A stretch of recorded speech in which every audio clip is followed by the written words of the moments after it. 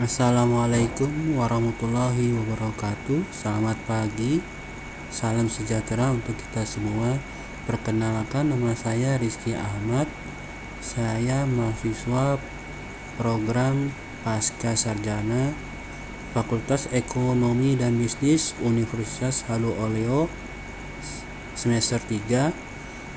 Nomor induk mahasiswa saya B2 B1 19001. Pagi ini saya akan mempresentasikan tugas individu perencanaan dan pengembangan sumber daya manusia bab 15 mengenai sistem informasi SDM atau yang lebih kita kenal sebagai SISDM.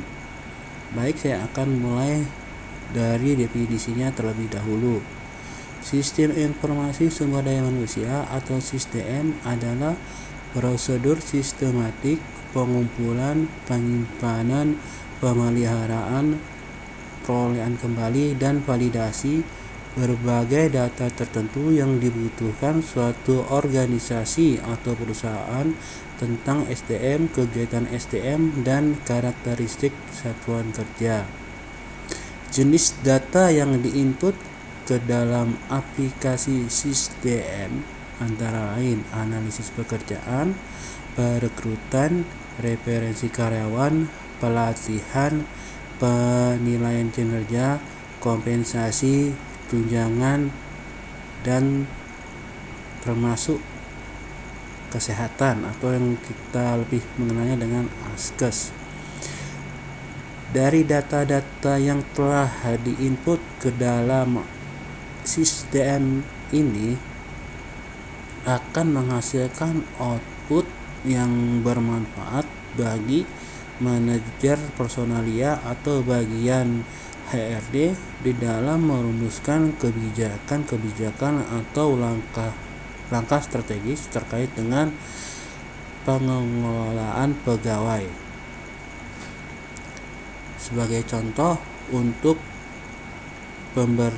perekrutan pegawai dari aplikasi SISDM dapat dirumuskan jenis kelamin pegawai, jumlah pegawai yang tersedia saat ini, tingkat pendidikan pegawai, dan kompetensi yang dimiliki oleh seorang pegawai. Sistem informasi SDM harus dirancang untuk menyediakan informasi yang memiliki karakteristik yaitu tepat waktu, akurat, ringkas, relevan, lengkap, employee self-service, manager self-service, konsep perencanaan pekerjaan, pemarkayaan pekerjaan, 5 prinsip mengimplementasikan pemarkayaan pekerjaan. Untuk poin yang pertama adalah meningkatkan tuntutan pekerjaan.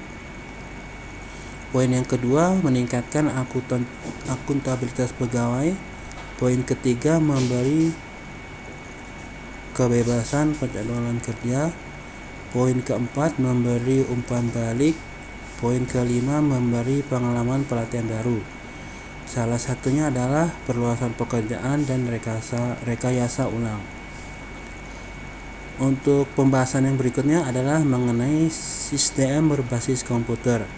Seperti yang kita ketahui saat ini, banyak organisasi atau perusahaan yang menggunakan atau menerapkan adopsi IHR atau e-Human Resources. Hal ini dilakukan karena untuk memberikan peningkatan layanan SDM. Misalnya, bagi seorang pegawai yang akan mengajukan permohonan cuti kepada atasan langsung, pegawai tersebut bisa langsung menginput data-data terkait cuti, misalnya tempat di mana dia akan melaksanakan cuti dan berapa hari dia akan mengambil cuti tersebut. Yang kedua adalah karena pemangkasan biaya dan efisiensi operasi. Yang ketiga adalah keinginan divisi fungsi SDM untuk dapat mengubah sifat dasar hubungannya dengan pegawai dan manajer lini. Yang keempat, transformasi bagian SDM menjadi fungsi responsif dan berfokus pelanggan. Yang kelima adalah penyediaan layanan sesuai dunia kerja yang terus berubah, menarik bagi calon dan pegawai yang ada saat ini. Manfaat sistem berbasis komputer terbagi dari 4 poin. Yang pertama adalah meningkatkan akses terhadap data SDM. Meningkatkan akses terhadap data SDM ini adalah akan lebih memudahkan bagian personelnya untuk melakukan pemutakhiran data pegawai.